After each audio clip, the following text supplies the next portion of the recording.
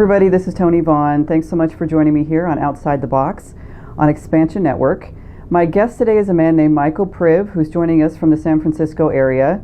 He has such an incredible history, starting out born in the Soviet Union, coming over to America to go to college, worked extensively with the Scientology Church for years, got into a little trouble there, and since then has published many books, is a spiritual healer, a physical healer.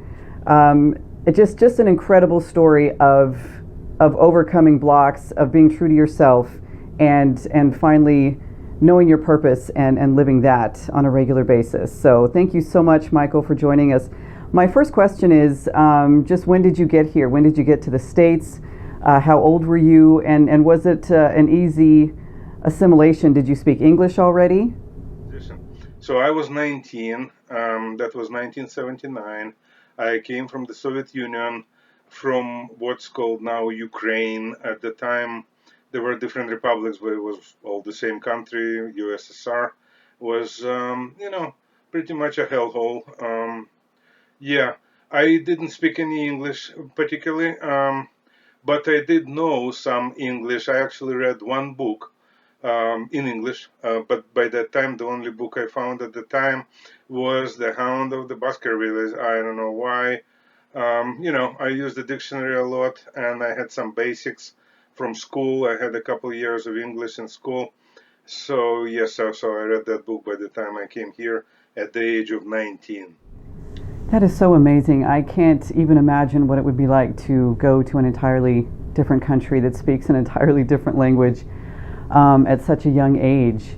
So what was your draw to the Scientology Church, and did you find their methods helpful to you in the beginning? Yeah, so I found Scientology in 1987, so which was 8 years after I arrived. So during this time, in 8 years, I graduated university in Pittsburgh, Pennsylvania. I graduated Pitt, University of Pittsburgh, as a civil engineer, and I found a job in Hayward, California. So I moved in here and I worked here already, and I did, as a project manager for a big construction company on pretty large projects and so forth. And and I was body routed, it's called in Scientology. I was body routed into the church in San Francisco, completely by accident. And it was a funny story, which I described in my book, The Golden Fleece, which is an autobiography about my first 7 years in Scientology and in the C organization and so forth. So, but anyway, yeah, so I got in there accidentally. I was just out of curiosity, and I received 5 hours of the process of the Scientology processing, which is called Dianetics, free of charge. And so in this 5 hours of Dianetics, I lost my asthma that I had all my life before then, and I never had since. And we're talking 1987, so I can really say that yes, it handled my asthma, since I never had it back since 1987. And a couple other things as well that were pretty life-changing, such as communication with my parents, which had always been a bummer, and it greatly improved after that one 5-hour-long session. So looking at that, basically I started in Scientology. I also started on course of becoming a Dianetics auditor in order to use this methodology for others, to help other people, and I did. I audited others for about 2,000 hours before I joined the C organization, which is the elite management, paramilitary corps of Scientology. So I worked on stuff in San Francisco while also working in the construction company as the project manager for a while before I joined staff, and I worked with people using Dianetics and saw all kinds of miraculous results and so forth and so on. And that's why I stayed, and that's why I also joined the Sea Org, which is a pretty serious step in itself, and it definitely changed my life, in many ways. And so that happened in 1988, and I escaped from the Sea organization in 2005. So I was there for a while, and I've seen a lot. Did your family support your involvement with the church? In a word, no. In more words, they were ready to shoot me, put me, lock me up or whatever. But basically, the basic concept would be no. They didn't support it at all. It's been a struggle all along. But I was never really into listening to my mama. So that it kind of, wasn't like all that important to me. But no, they never supported it. So you mentioned that the church had sent you over to Russia to get the different Scientology churches set up there. But at one point, after a couple years in, the KGB wasn't too happy about that. They threatened you and physically assaulted you. And I can't even imagine how scary of a time that must have been for you. Have you been back to Russia since then? So I was sent back in Russia in 1992. So in the C organization, which is a kind of like a paramilitary organization structured after the U.S. Navy, and it's a real organization. It has real power. It has real money, and it has real discipline and hierarchy and command channels, and it has different military style rules and so forth and technologies and like methodologies of doing things, and one of them is missions. So people get fired on missions. People who are eligible, who are qualified and so forth and specifically trained, they're fired on missions. Missions in the Church of Scientology are not the same as in other religions, where you go there and you're nice and you're talking to people and you're trying to convert them into your religion. You're trying to open centers where you can deliver the word of something that you believe in. So this is not the Sea Org organization mission. This is the Sea organization mission. Sea organization missions are military style missions that can be dangerous, that can be very, very trying and so forth. They're done per strict laws. There is a handler, which is called the mission ops, who is back home at the headquarters, who is daily helping you get through it, kind of like a handler, and you as a mission, as a field operative, are basically right there on the front lines doing your mission orders. So your mission orders could be probably being nice and talking to people about your religion and trying to convert them to your religion, but that's not normally the case, and I have not been on such missions, even though I did dozens of missions for the church. In Russia specifically, I was on 5 different missions back to back for 2 years almost, starting in January of 1992 until November of 1993. Many things happened during that time. All of them are described in my book, The Golden Fleece. But basically, it was dangerous. It became extremely dangerous in the very end, and so forth. And so 5 different missions meant also 5 different mission orders. So they were not all the same mission, and they were not up to me. They were approved and coordinated mission orders that I was doing. But basically, I guess they could be generalized into building C organization in Russia, releasing first books and courses in Russian in Russia for them to deliver and to work with, and train auditors in Dianetics first of all, but also in Scientology, which is more advanced, and setting up the first centers with trained people locally who could lead those centers and so forth, which I took part in setting up 16 of such first centers in Russia, and also other satellite countries around it, such as Ukraine and Kazakhstan, that I can remember right now, but mostly Russia, Ukraine, and Kazakhstan, definitely. So so I was there for 2 years.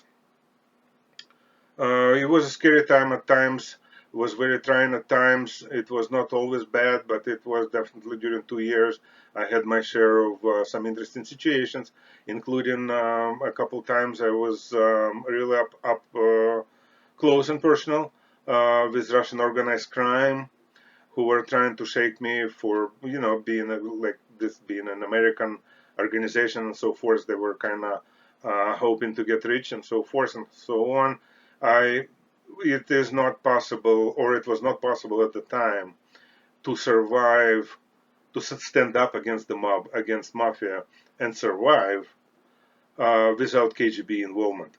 So I was always under surveillance, or not in the beginning. I was always under surveillance by KGB, which at the time was already called FSB, but it's basically the same thing, and the name just changed at the time in '91.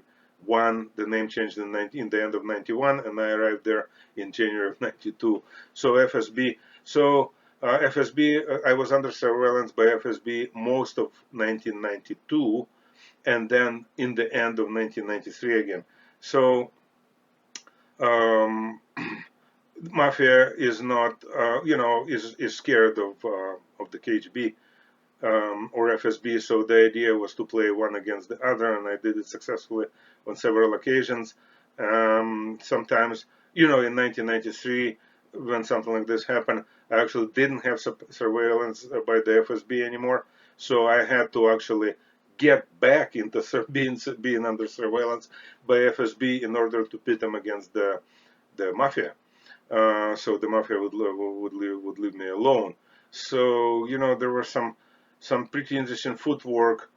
While during the same time, I had to do my job and do my mission orders and conduct a lot of demo sessions of dynetics auditing and demonstrating the e-meter, which is an electronic device used in Scientology auditing. So I had different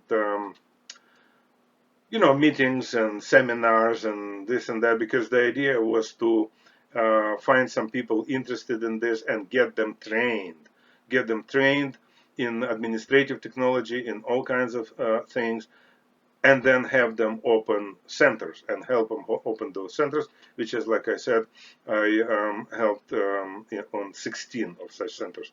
So anyway, so meanwhile, it was getting out of control sometimes. I had a little romance in there as well, and also toward the end of '93, there was a political turmoil in the country where Parliament went against the President Yeltsin at the time, and Yeltsin disbanded the Parliament, but they refused to disband, and so forth and so on. And it was pretty hairy at the time, and so on. And at that time, I got in serious trouble with the FSB when they tried to recruit me. So that whole ordeal lasted for almost 3 weeks, and I had two broken ribs and a broken jaw. Now, broken ribs make it hard to breathe and so forth, and gives you all kinds of inconvenience. But a broken jaw prevents you from eating. So that was, pretty hairy, because I like to eat, and it's a habit with me. I eat 3 times a day. So at the time, that was kind of like not happening.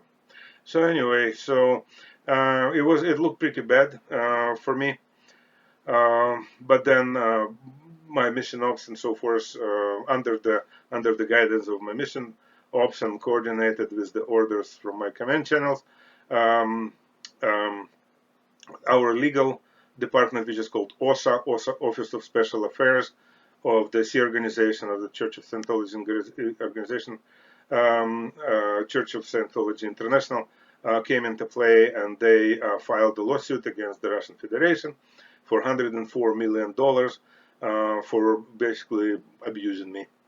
And the mission came from Los Angeles to get me out, and the Russian government immediately let me go. And yeah, so that's how I came back in the end of November of 1993. And yeah, so it was extremely interesting. I wouldn't change it for the world. It was dangerous at times. It was painful at times. I learned a lot. I met some incredible people. And like I said, this is, speaking about memories, that was like a good one. I haven't been back to Russia since. I have no desire of going back.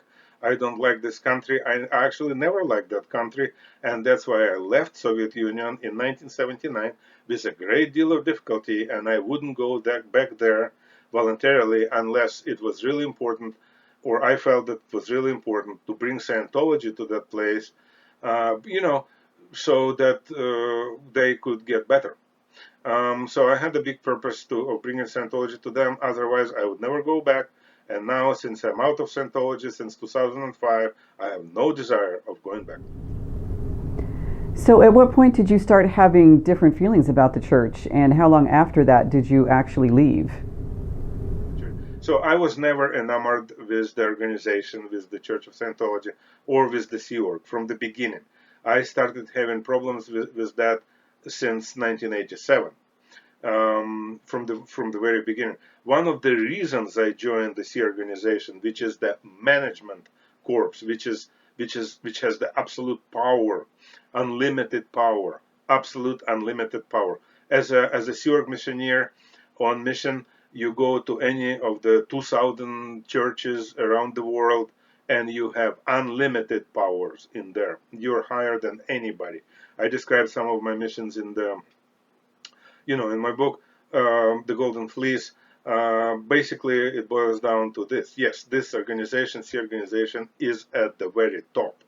The reason I joined that organization and signed the contract for 1,000,000,000 years, you have to sign a contract for 1,000,000,000 years, which is, of course, as I understood immediately, was not legally binding.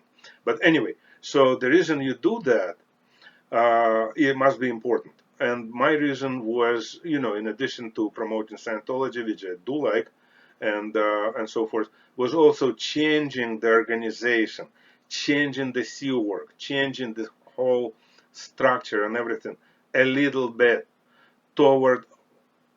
That's what I wanted, to orient it toward Scientology basics. There are some basics in Scientology which are absolutely priceless. They're priceless. It's priceless information.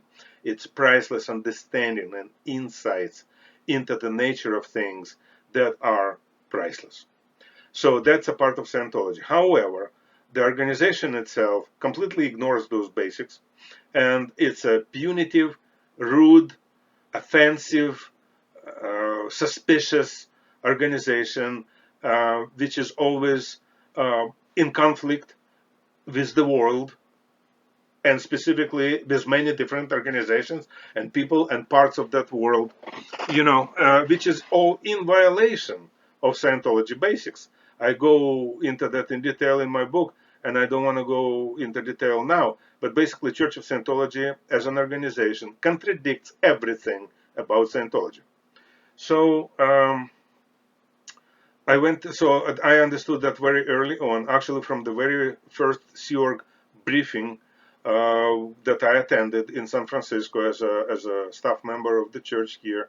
So that very first briefing pitted me against Sea Org head on. And one of the reasons I went there was trying to change that, which of course was impossible. You can't instill Scientology in a stupid and hard-headed organization and corrupt organization as it is. It's not a corrupt. Actually, there is no corruption in there except at the very top. The very top is extremely corrupt. Everybody else is not. People are very dedicated, working for peanuts. The official allowance is $50 a week, but we hardly ever received that allowance, or if we did, it was with, far in between when we would get $50 a week, but like that's the official allowance is $50 a week. So for $50 a week, unlimited working days and nights, dangers and so forth and so on, and other hardships and so on. People who go there, they're dedicated and they have a purpose. So those people are not corrupt. But at the very top, yes, it's extremely corrupt at the very top. So I know you actually had to stand trial for your perceived crime with the Scientology Church and actually spent a year in their prison. What was that like? Yes, in 2004, I walked off my post as the Translations Coordinator International. I walked off my post in protest against corruption at the top. For that, I was tried for treason and found guilty in treason. And as such, I was assigned to an equivalent of Stewart, jail, I guess, which is called Rehabilitation Project Force, RPF, in Los Angeles, where I spent a year until I dramatically escaped in 2005, in June of 2005, and came back to my parents in the Bay Area, um, in June, and started again my life at the age of 45, with not a penny in my pocket and not a contact around that I could use, and nothing. So that was in 2005. In 2006, I already had a house, a very good job, a wife, a car or two cars, and I started, so I came up pretty fast and continued from there without looking back. The reason I was able to do that is not because I was inherently so able as a person, but because in the C organization I learned competence and I learned how to get things done.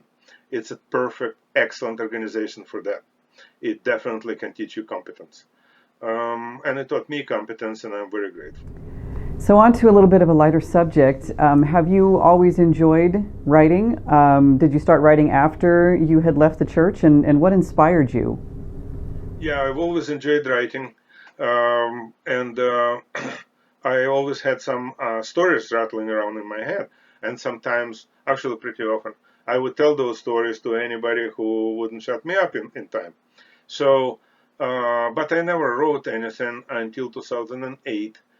In 2008, we of course had a serious situation with our economy. We had a crash, and I found myself suddenly with a lot of time on my hands. So I started writing down some of the things I had in mind.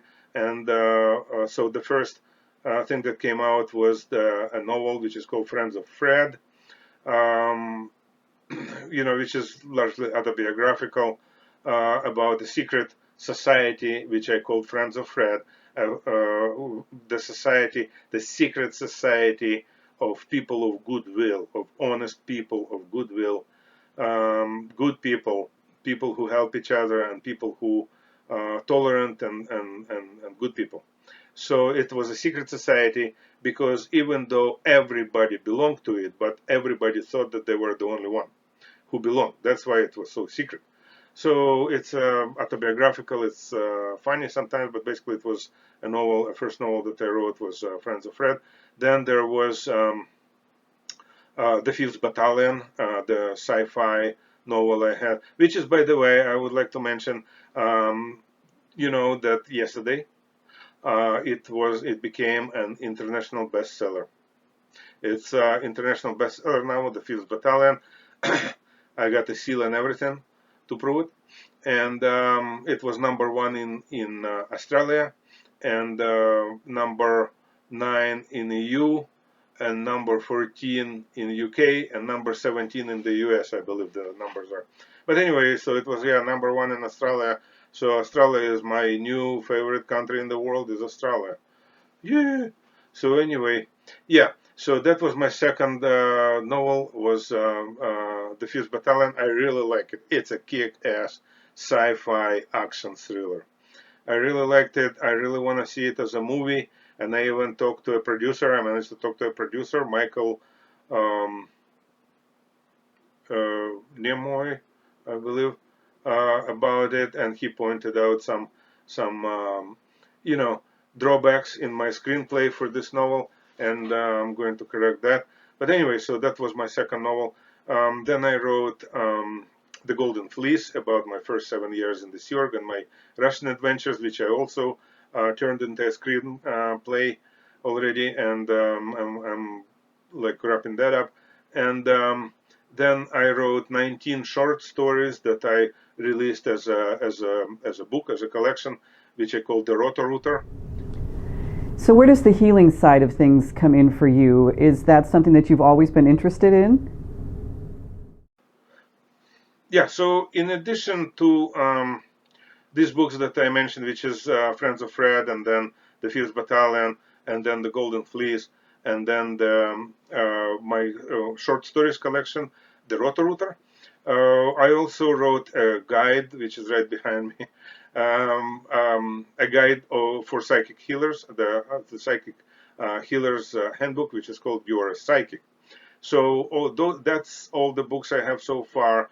As far as screenplays, I adapted some of my writings into screenplays, and also in addition to that, I wrote another feature-length screenplay, which I called A Settlement from Hell. But I was already told that it's not a good title. But anyway, it's a sci-fi action comedy from the life of the unsung profession of insurance adjusters, which is I am an insurance adjuster by day, and I can say it's a riot. This profession is a riot. I wouldn't change it for anything. It's sometimes like pretty close to being a missionary for the Church of Scientology in Russia, with the KGB and everything. Anyway, it's a lot of fun. So I wrote a screenplay, but again, it didn't go anywhere yet. I'm kind of staging to pounce at the Hollywood. So one of your books is titled You Are a Psychic, which essentially gives people direction and some tools to use to tap into their own healing abilities. You also mention that you were able to remote view into the human body and to help to heal others. Is that something that you can only do in person, or are you able to do distant healing as well? For you. So healing side, obviously, since 1987, I've been pretty much full-time for a long time, and then not so much full-time, but always involved in spiritual enhancement and spiritual understanding and spiritual practices. Scientology is an advanced spiritual practice. It's there is Leah Remini, and there is Michael Rindar, and there is this and that, and many things are flying around about Scientology. Well, I consider myself an expert, and here's my personal opinion. It's a jam. Scientology is a jam. Scientology has some flaws and, like intentionally installed traps and so forth. But even with that, it's the most advanced system of spiritual enhancement available to man today. There is nothing better. There is one thing better than Scientology, but it requires higher understanding, and it requires some serious setups and some serious understanding. And that system is meditations. I believe, I consider myself an expert, and judging by the traffic on my website, michaelpriv.com, many other people consider me an expert in Eastern religions and meditation and so forth. But I believe this subject is somewhat misunderstood in the Western world. It has incredible power, this subject, and it does reach deeper than Scientology if you use it right. If you have meditation regimen that you adhere to, which is smart and intelligent and like basically done with understanding of the subject and so forth, it can reach deeper than Scientology and achieve greater results. Of course, having done Scientology, then it's much easier to apply meditations, and they reach deeper, and you get even better results if you're also a clear, which is a Scientology equivalent of a person who achieved something. So spiritually, and I am a clear and higher, into the states of so-called OT in Scientology. That's beside the point. The most important thing is clear. So being clear, yes, it is much easier to apply a meditation regimen. But anyway, so I was always fascinated with the abilities of the spirit. So, which I found to be inexhaustible. It's an inexhaustible subject. There's no limit to those abilities. The only question is how to tap into them and what prevents one from tapping into them. As soon as I really start getting anywhere and start understanding the nature of things and tapping into that and so forth and so on, I immediately started using it for healing people, simply because that seemed to be like a logical way this whole thing was progressing. Um, Starting with myself, I had some serious problems, and even in Scientology, I had some serious problems. For example, I had an accident where I was pinned to a loading dock by a very large truck that broke both of my knees, and it hurt like hell. And the doctors told me that from now on, the best I can hope for is walk with a cane. Um, and of course, I wouldn't be able to run or do squats or even do things like, for example, walk uphill, even with a cane. So obviously, I can run and I can squat and I can go uphill and I can go downhill and I can go sideways hill and I can go anywhere I want, and I can dance and I can do whatever I want. If I didn't heal myself, I would be a cripple. So relying on medical science is not the smartest thing to do, which is why we have so many hospitals, and more hospitals are being built everywhere, all over the place. Let's say all over the Bay Area, at least 4 that I know of, huge new hospitals being built right now for more and more sick people, created by more and more doctors who are coming out there to treat people, which results in more and more sick people and more hospitals. So that's a primitive view of things. Coming from me, I'm a pretty primitive kind of guy. If you want, you can find online my fairy tale, which is a Little Red Riding Hood. It's a it's a health-related fairy tale. You can take a look. It's primitive. This just happens to be the truth as I see it. But in any case, so I don't do medical, and I had some problems. I had some problems not only with my knees, but also I had like a much more serious problem um, with my pancreas. I had some other problems and so forth. So anyway, um, yeah, so the idea, my primitive idea about this thing is, if you want to be healed, you have to do it yourself, because there is nobody else. I mean, you can go to the doctors and you can join the statistics and you can hope for statistical averages that are not good. So that was never like my intention to be a statistical average, because it's too low. So for that reason, I started trying different things and so forth. And I ran into the situation that in order to heal at a distance and so forth, which is, let's call it psychically, extrasensorily, and so forth, you need to find out who you really are and how this world is constructed. It doesn't work skimping over the top and learning a few little techniques. It just doesn't work. It doesn't work to not change yourself and suddenly acquire this ability to find another person and another body at 6,000 miles away, and you don't know in what exact location, and you never met that person and don't know the person and don't even know their name. It's just because their wife asked you by Facebook to take a look because they have some problem with digestion. So to gain the ability to find that guy who you don't even know who that is, and take a look at his digestion, you have to change some major things in your understanding. You have to actually get into the bottom of how this world is constructed. You have to get to the bottom of what it is the distance. What is the physical reality? What is it? It consists of distances, time, energy, space, this sort of thing. What are those things? How is it held together? There are laws that greatly outrank physical laws, or laws of chemistry, or laws of blood circulation, or germs.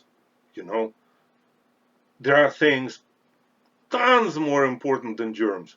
You know, like you can safely ignore germs. Okay, you can safely ignore blood circulation if you understand other things that are more senior.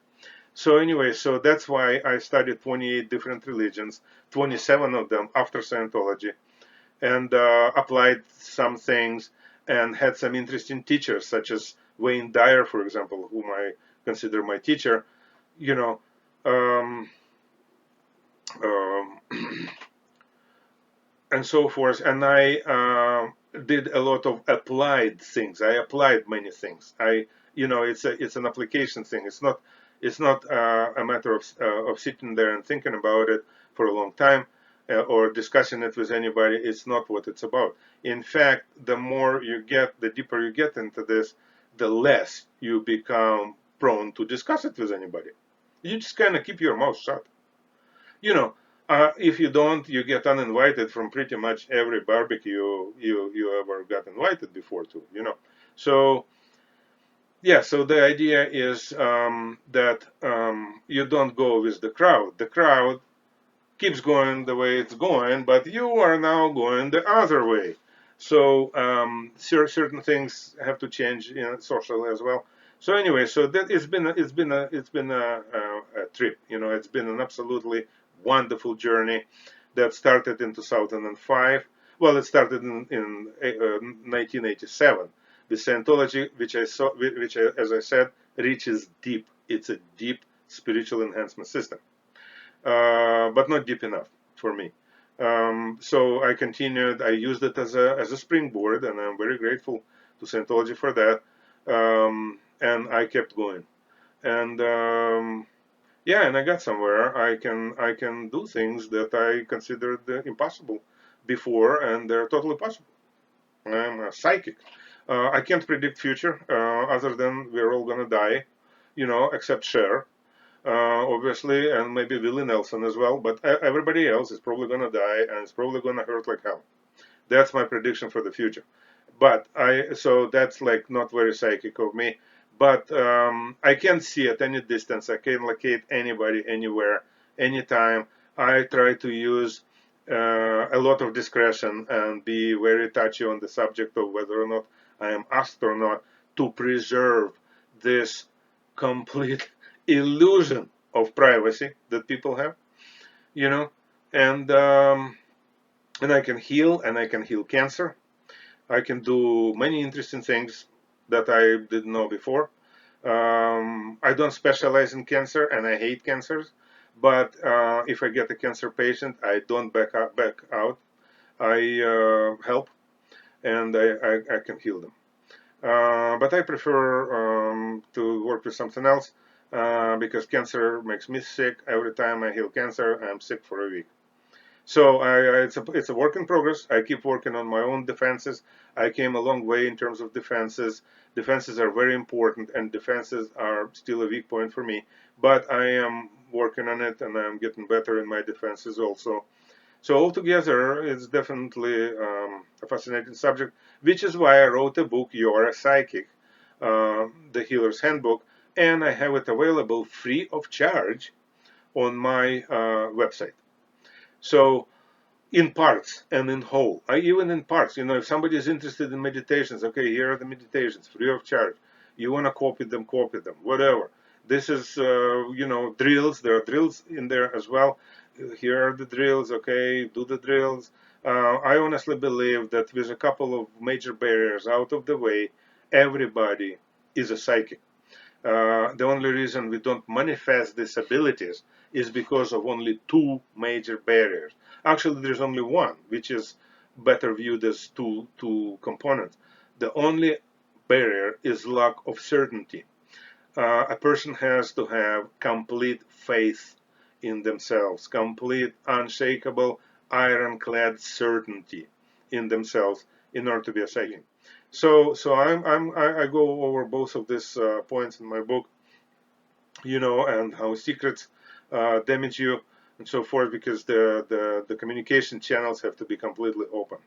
It doesn't mean that a person needs to go and brag about what they did wrong to everybody from a street corner, but it means that they have to be ready to discuss it with anybody at any time, with no secrets and no backoff. So that's pretty difficult, but actually I don't find it difficult at all. It's just not difficult. Um, you know, but people, I guess, make it difficult. But anyway, so with that, with those two barriers off, and with doing meditations and drills, and keeping one's nose clean continuously, and so forth, one can achieve extrasensory perceptions and other abilities, just like I did. It's actually simple, and I believe everybody can do it, and that's what my book is about. You are a psychic. Well, you have obviously led a very eventful life. Are you happy now that you're living your purpose? And do you feel like you would be in this space if you hadn't gone through all of these things that you've been through? I wouldn't be where I am without all the trials and that I went through and so forth, and mistakes that I made, and triumphs and defeats, and pain and so forth. I wouldn't be where I am now, unfortunately. That's kind of the situation. I kind of believe that if a person leads a sheltered life and is more theoretical, and stuff like that, then that person will never realize their full potential, or even half potential, or even quarter potential. It's just minuscule part of what they're capable of is what they're realizing. Their comfort zone is really small. Right now, life is more or less comfortable for most people. You know, the comfort, the limited comfort zone serves us fine, maybe. You know, um, Other than there's a lot missing from life, but people who are missing it from their life, they have no idea that they are missing anything. So that's kind of their saving grace and so forth. But the situation may change. We are not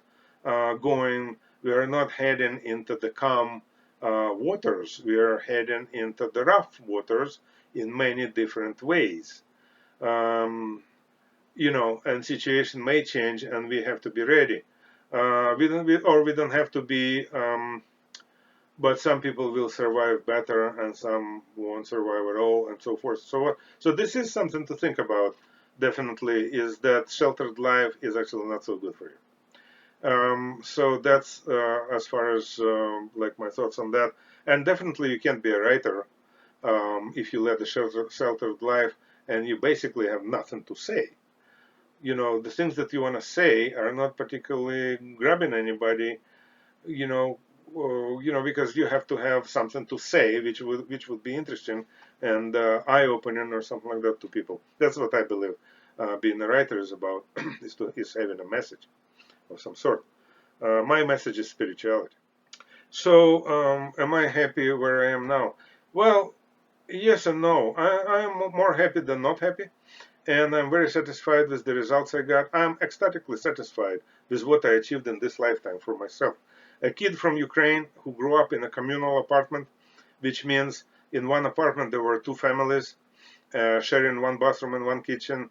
Um, you know, that's how I grew up, in poverty, and just like Soviet Union was a dump in general, and so forth. And starting with nothing on a couple occasions, and so forth. Um, I achieved a hell of a lot, and I'm really proud of myself. I did good. However, there are certain sacrifices that had to be made during this time. Like, for example, I spent 18 years in Scientology, um, not progressing economically or and so forth and so on, which is not a big problem at all. But other people definitely achieved more economically than I did by my age. Um, you know, Also, as far as socially, so for different reasons, I'm more comfortable alone. I'm more comfortable at home, or with some people that I'm comfortable with, such as, for example, my wife. With some people, I am not so comfortable with because with my abilities, I'm also an empath, and I will pick up pictures and emotions and thoughts from anybody I come in contact with. And those emotions and thoughts are often not what I want to have. And they're bothersome in the best of time. But like, if I was surrounded by really happy people and so forth, that would be better, you know. But usually, wherever you go, you know, people are not so happy, and I pick it all up, and I immediately think that it's all mine, my emotions, and so forth. But I have a lot of experience with this now, so I start sifting through it and discarding it and trying to find where emotions came from. And this is like, you know, much better is for me is to stay alone and do my healing from home, and so forth. I have very active work. I'm a field adjuster. I'm an insurance adjuster, and I see a lot of people, and that's enough communication for me. I love enough socializing. I have a dog, and I go out into the, you know, hiking into the hills, and I meet other hikers in there, and I have a good time communicating to them, and that's enough for me. So I don't have much of a social life. I don't like things like concerts or some big gatherings of people. I hate big gatherings of people. That's like, it's like a constant chattering box in your head. You know, it's like, it's unnerving, it's annoying, it's upsetting. Most people are not happy and type thing. And I'm kind of like, I prefer to not to do that. So in some ways, you know, I lost something kind of thing, you know, in a way. But other than that, I'm happy. I heal people, I help people, I write books, I write screenplays. I hope to see some of the screenplays actually on the big screen. That would be absolutely awesome to watch my The Fifth Battalion, which is now an international bestseller, you know, in the movie theater with my wife, with some popcorn and Coca-Cola. You know, I think this is just like, that would be just so awesome. It would be unbelievably awesome. So I have something to look forward to. So I have something in the future that I like. I have my wife. I have my home. I have a dog and a cat. I mean, I have arrived. I'm happy. I'm here. Well, Michael, thank you so much for your time and sharing all this information about your life with us. How can people get a hold of you if they are interested in learning more about your books, or if they're interested in learning about the healing? Yeah, so you can find me on Amazon, Michael Priv. I have a website that I really like, michaelpriv.com. You can write me an email, michael@michaelpriv.com. You know, I'm on any social media, Facebook, wherever. I'm everywhere. All my books are available on my website and also on Amazon. And you know, I believe everybody and anybody should read my "You're a Psychic" book, because it can actually help with your health and different things, you know, beyond health. And it's available free of charge. You don't have to go to Amazon to buy it. Just go to my website and read it. You don't want to read it in full, read it in part. It's all available. Anyway, I hope it helps. I'm always here to help. I answer all my emails within 24 hours. Good luck. Thank you very much. Thank you, everybody, for joining us. It has been such an amazing episode. And thank you again, Michael, for joining us. I really appreciate it. And we will see you next time. Thank you.